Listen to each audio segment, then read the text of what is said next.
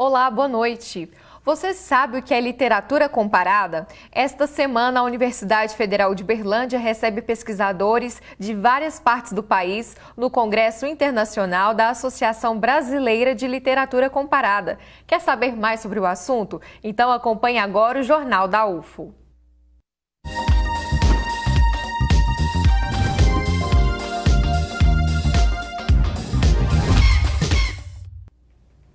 Neste ano, o Congresso Internacional da Associação Brasileira de Literatura Comparada é realizado no Triângulo Mineiro. Toda a programação acontece aqui na UFO. O evento reúne importantes nomes da área e pesquisadores de vários lugares. Vamos conferir. No campus Santa Mônica da UFO, pesquisadores do Brasil todo e de outros países se reúnem para falar sobre circulação, tramas e sentidos na literatura. Entre os dias 30 de julho e 3 de agosto acontece o Congresso Internacional da Abralic, Associação Brasileira de Literatura Comparada. O tema do congresso este ano, ele representa a confluência de diversas identidades geográficas, culturais e de narrativas referentes à literatura, referentes ao estar no mundo. Então, o tema, na verdade, ele é uma confluência de territórios, ele é uma confluência de símbolos, é uma confluência de textos nas suas mais diversas produções. O presidente da Abralic explica que a literatura comparada teve início na década de 90. No século XIX, quando começa a se trabalhar a literatura comparada, começa o comparativismo, no âmbito dos estudos literários, se comparava literaturas de línguas diferentes, autores de línguas diferentes, houve uma evolução, chegamos ao processo de comparação já dentro das próprias literaturas ditas nacionais.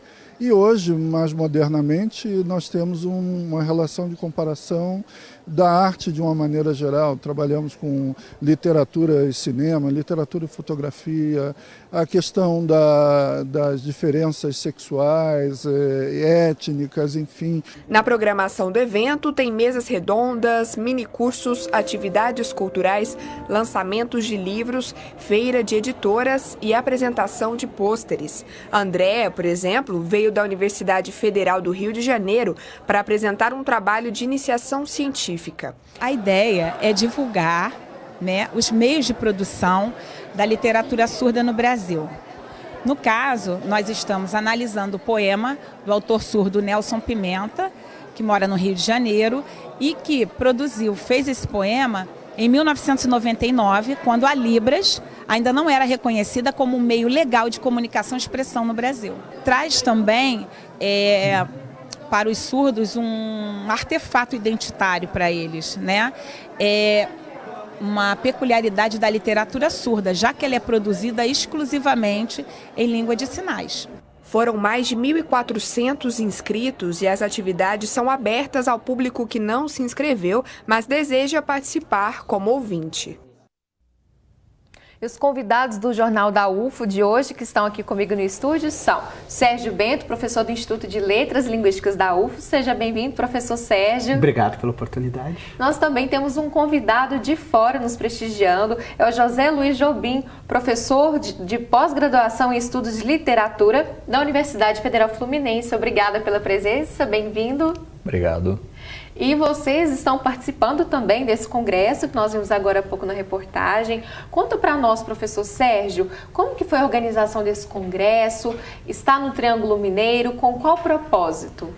Bom, a atual gestão da Abralic, ela se concentra em algumas universidades do Centro-Oeste, não é? E também envolvendo aqui o Triângulo Mineiro, a UNB, a Universidade Federal de Goiás, de modo que houve um esforço de interiorização dessa discussão literária para as universidades aqui do Cerrado, não é? Então, esse ano o encontro vai ser aqui, está sendo, né, aqui em Uberlândia, e o ano que vem vai ser em Brasília, lá na UNB.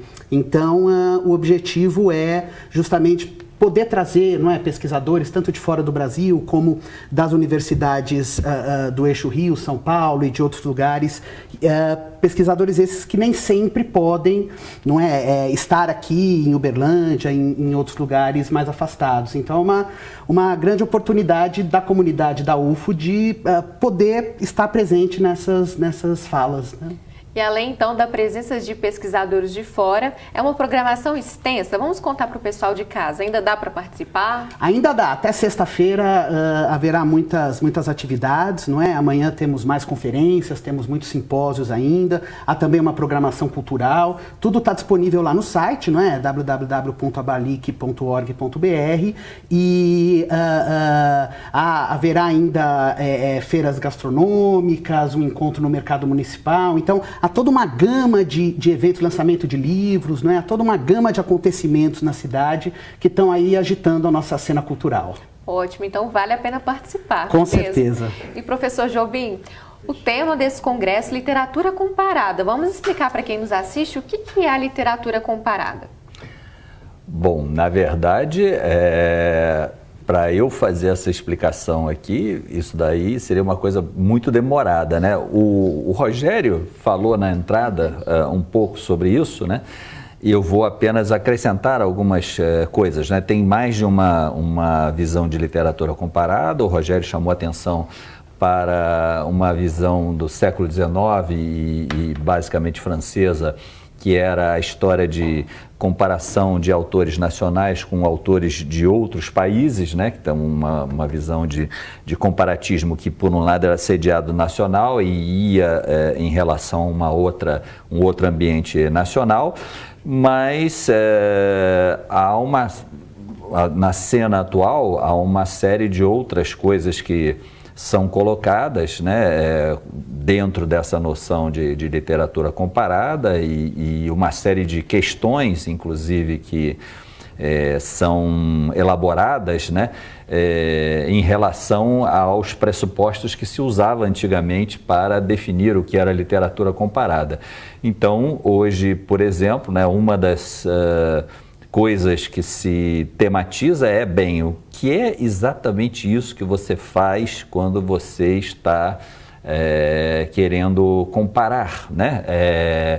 Como acontece isso na prática, por exemplo? Por exemplo, né? Então, eu até na minha fala no primeiro dia, eu coloquei como exemplo o tipo de comparatismo que era feito no francês, né? O Fernand Baudensperger, que foi professor do Instituto de Literatura Comparada da Sorbonne, né? E que tipo de trabalho que ele fazia? Ele fazia assim, um trabalho Henry James e a França. Então ele pegava esse autor, né, anglófono, né, e estudava qual era a relação que ele tinha com a França. Literalmente. Então, como é que a França entra na obra do Henry James, né? Outros tipos de trabalho, tipo comparar um autor francês com um autor brasileiro, também eram tipos de trabalho vistos como relevantes para esse tipo de comparatismo. Porém, agora a gente tem que levar em conta uma série de coisas que não eram contempladas anteriormente, porque como esse tipo de literatura comparada foi basicamente gestado na Europa, né, ele partia do pressuposto, né, o Fernand, ele partia do pressuposto de que, enfim, qualquer que fosse o autor francês, ou a maioria dos autores franceses, ele teria repercussões no planeta inteiro. Portanto, você pressupunha que não era só o Proust, né, que estaria repercutindo nessas outras literaturas, mas também qualquer outro. E, por outro lado, não, era uma coisa de vetor única, era da Europa para o resto do mundo, mas não se enxergava o que esse resto do mundo tinha nesse debate sobre o comparativismo. O que você está fazendo com esse resto do mundo? Porque o debate sobre a qualidade no que diz respeito às obras que você vai escolher para comparar passa e sempre passou por aí, né? Então, Como que fica, por exemplo, essa comparação nos dias atuais? O professor citou na reportagem a questão de uma fotografia e a questão do cinema também. Como relacionar o cinema com a literatura? Hoje é muito comum percebermos isso? Olha, o que acontece? Isso é um tipo de comparatismo, que é o comparatismo da literatura com outras artes, né? O que eu estava falando anteriormente, que é o comparatismo mais tradicional, é dentro do campo da própria literatura, né? Esse tipo de trabalho de literatura com outras artes, né, é mais moderno, como disse, aliás, o Rogério, né, no trecho que vocês apresentaram aqui anteriormente, né? Então, comparar a literatura com obras literárias, com obras cinematográficas e, às vezes, até obras cinematográficas que são derivadas de obras literárias, isso é uma coisa relativamente recente na história da disciplina, até porque no século XIX, cinema, como a gente sabe, não existia, né? Interessante. Até um campo que tem crescido nesses estudos comparativos é, inclusive, o confronto de literatura com histórias em quadrinho, com graphic novels, não é? E até com séries. Né? A gente tem, por exemplo, recentemente uma série de grande sucesso que é o The Handmaid's Tale, que é uma série que deriva de um livro, não é, da Margaret Atwood. Então, essas intermedialidades, esse confronto entre mídias diferentes tem crescido. E um outro aspecto que também está sendo contemplado em alguns simpósios e que tem crescido nos estudos comparatistas é o aspecto da tradução, né? Porque a tradução ela é um vetor fundamental de trânsito das obras entre os diversos países, e traduzir literatura é sempre um desafio no tocante à linguagem, no tocante aos métodos, não é? É muito diferente da tradução de um texto jornalístico ou de um texto mesmo crítico. Então, além das traduções propriamente ditas, há todo um estudo teórico sobre tradução, não é? Inclusive, o Brasil tem uma vasta tradição nesse campo, desde os irmãos Campos, dos poetas concretos, não é? José Paulo Paz, grandes tradutores literários. Então, a literatura comparada ela acaba deslizando por diversos saberes e diversas áreas de conhecimento. Interessante. Professor Sérgio, tem um termo atual conhecido como fanfiction, também fanfic. Vamos explicar para o pessoal de casa o que é esse termo, se ele se enquadra então nessa literatura mais atual, contemporânea? Bom, a fanfic ela nasce muito da internet, não é? E dessas narrativas que surgem na internet numa certa quebra entre a realidade e a ficção, não é? São histórias ali que permeiam essas duas realidades e que com certeza têm aspectos literários, não é? Enfim, navegam aí pelas redes e muitas vezes elas se consagram até no jornalismo ou como histórias reais e acabam depois sendo descobertas como histórias ficcionais, não é? Então, na verdade, essa confluência entre o real e o ficcional já está na literatura há algum tempo, não é? A gente tem aí, inclusive, há simpósios na Abralic falando sobre isso, a questão da escrita de si, da autoficção, não é? Que são livros supostamente biográficos dos autores, mas que também navegam por questões ficcionais e fundem aspectos da realidade com aspectos da ficção. Então, é toda essa presença, não é? Dessa relatividade do real que a gente vive hoje mesmo no nosso mundo contemporâneo. Muito bacana. Daqui a pouco a gente continua com o nosso bate-papo. Quer saber como ficam as temperaturas em Uberlândia e outras cidades da região nesta quinta-feira? Então confira a previsão do tempo.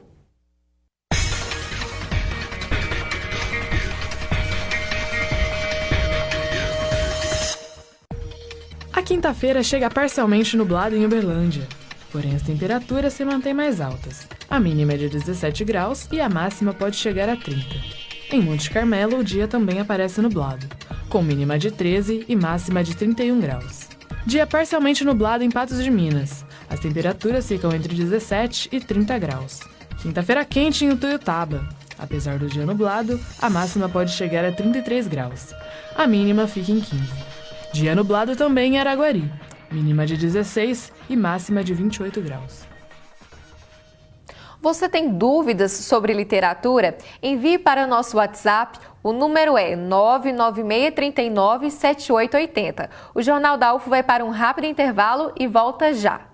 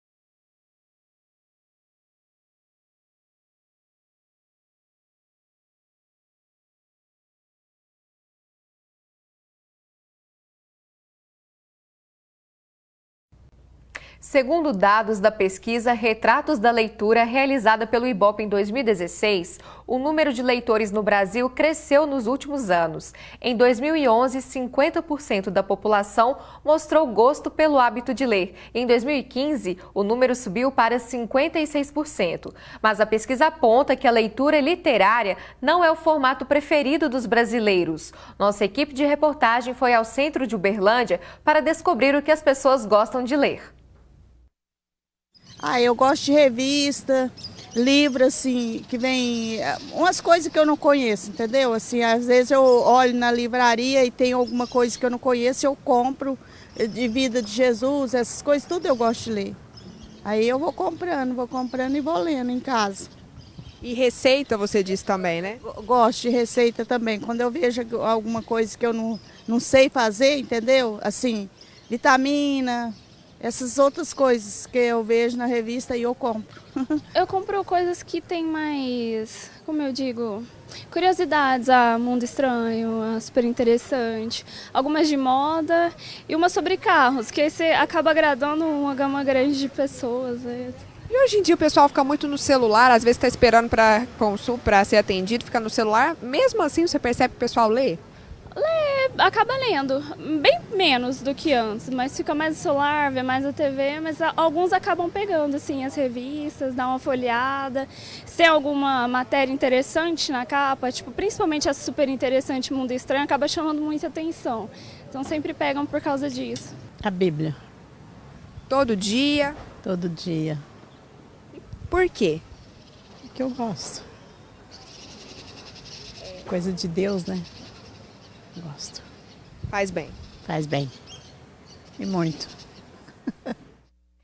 É possível perceber que gosto de leitura varia de acordo com cada pessoa, mas essa pesquisa, professor Sérgio, o que você achou? Os brasileiros estão lendo mais, porém, essa questão, né, que a gente fala da leitura literária, talvez não é o que está em primeiro lugar. Como que o senhor avalia?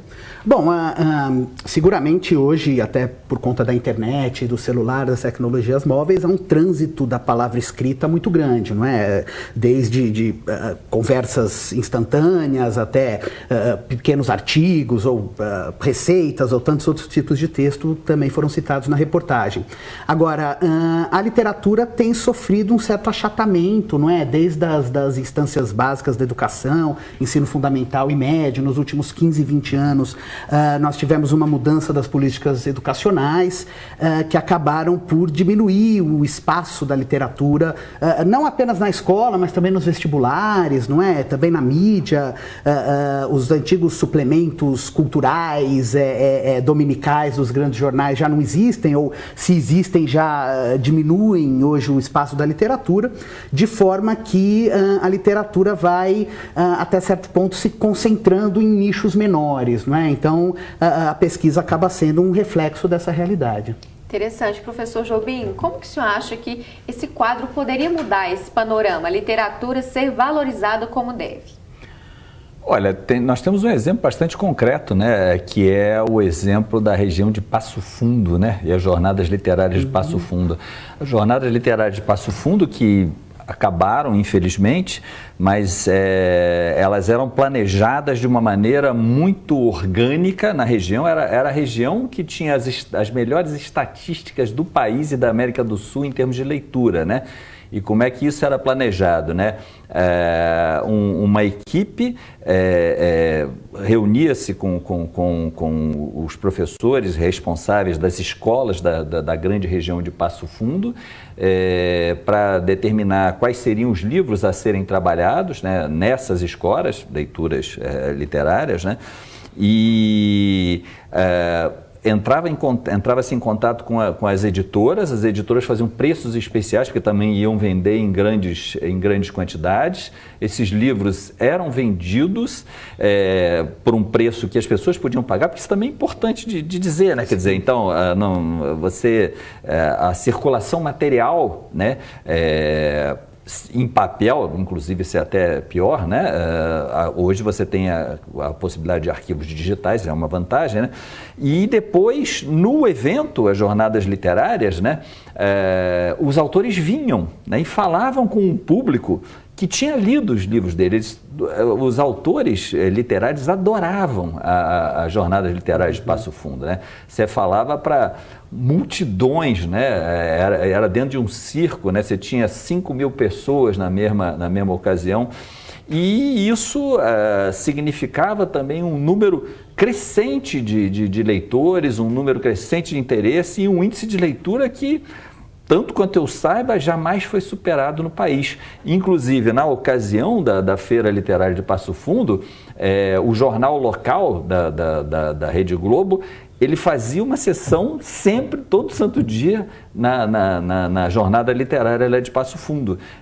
Foi uma enorme contribuição e nós devemos muito, vou citar o nome da pessoa, porque afinal essas coisas não são feitas no espaço sideral, né? A professora Tânia Rosen, né, que hoje está aposentada, mas ela foi uma figura crucial para esse desenvolvimento desse modelo que infelizmente não tem sido seguido, e é um modelo muito eficaz no sentido de disseminação, inclusive dentro do aparelho escolar, da literatura e criação de um ambiente de leitura viável e bem trabalhado, bem elaborado. Que mais modelos assim, então, surjam ao longo do país, não é mesmo? Se Deus quiser. Tá certo. E, professor Sérgio, geralmente, principalmente entre os jovens, é comum o seguinte diálogo: eu fui assistir o filme, a adaptação cinematográfica, mas li o livro antes e não era nada daquilo, ou vice-versa. Ao invés de ler, eu vou assistir o filme primeiro. Como que a literatura atualmente, né, tenta também se relacionar com essa questão de aproximar mais do público? Bom, de fato, os meios audiovisuais, eles têm uma certa atração, não é? Ou eles têm uma certa recepção mais facilitada, mais atraente, não apenas os filmes, mas também as séries, não é? Hoje são tão repercutidas. Mas esse diálogo, ele é um diálogo que, na verdade, esses meios audiovisuais, eles acabam, às vezes, por impulsionar as vendas até de determinados livros, não é?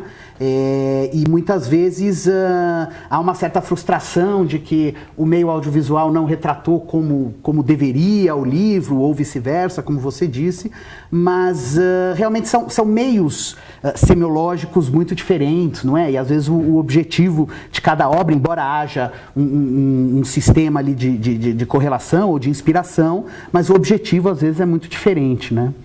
Certo. Professor Jobim, de que forma a literatura pode contribuir na formação de pessoas, cidadãos mais críticos, que saibam refletir o seu contexto, até mesmo contribuir mais para o país?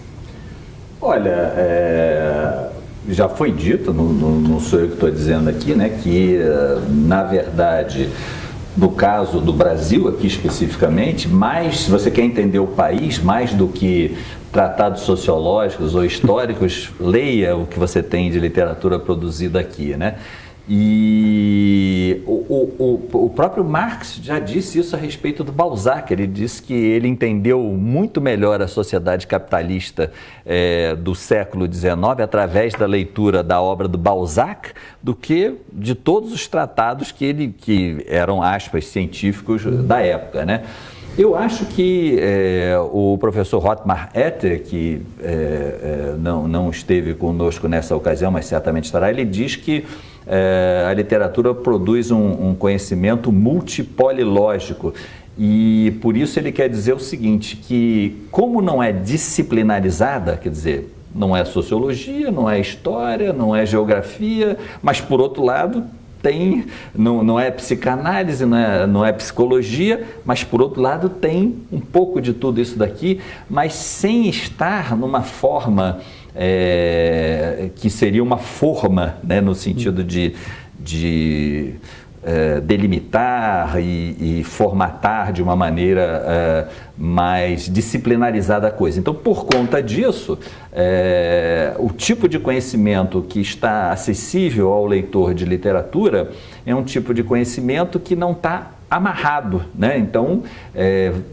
vai para diversas direções, né? Por isso multipolilógico, né? E atende não apenas a uma lógica, aquela lógica disciplinar, mas as diversas lógicas de tudo aquilo que está posto ali e que, na verdade, é derivado do mundo da vida. Então, por isso, é extremamente importante a literatura, né, como algo que é parte da formação do cidadão, que é parte da formação do ser humano. E, além disso, a literatura ela acaba propiciando para o leitor um tipo de experiência com a linguagem, que é um tipo de experiência totalmente diverso da linguagem utilitarista, do dia a dia, do cotidiano, não é? É a linguagem posta ali no limite, posta num sentido sempre de justamente desvirtuar essa linguagem do cotidiano e buscar novas formas, não é? De se lidar com essa matéria bruta que é a linguagem. Afinal, a literatura é um fenômeno da linguagem e o leitor passa então a lidar com essa linguagem também no seu dia a dia de uma forma muito mais ampla, não é? Podendo, inclusive nas suas leituras utilitárias, jornalísticas ou mesmo na sua comunicação diária, tendo uma potência linguística muito mais aguçada. Então, para nós encerrarmos, o ideal é incentivar a leitura, principalmente, né, de obras literárias desde a infância, ou sempre há tempo para começar a gostar de ler? Bom, hoje em dia a produção infanto-juvenil ela é muito rica, não é? Então as crianças têm acesso nas mais diversas idades a livros específicos e apropriados para aquela faixa etária, mas então é sempre a melhor maneira de se introduzir a leitura, mas evidentemente que em todas as idades é possível ampliar o leque de leituras e conhecer a literatura. Ok, muito bom. Professor Jobim, obrigada pela sua presença no Jornal da UFO. Obrigado a você. Obrigada. Professor Sérgio, obrigada também pelas informações. Muito obrigado. O Jornal da UFO de hoje fica por aqui. Já ouviu falar em Agosto Dourado? É o mês da amamentação. Nós vamos falar sobre o assunto amanhã. Participe e envie suas perguntas nas nossas mídias sociais. Boa noite e amanhã a gente se vê.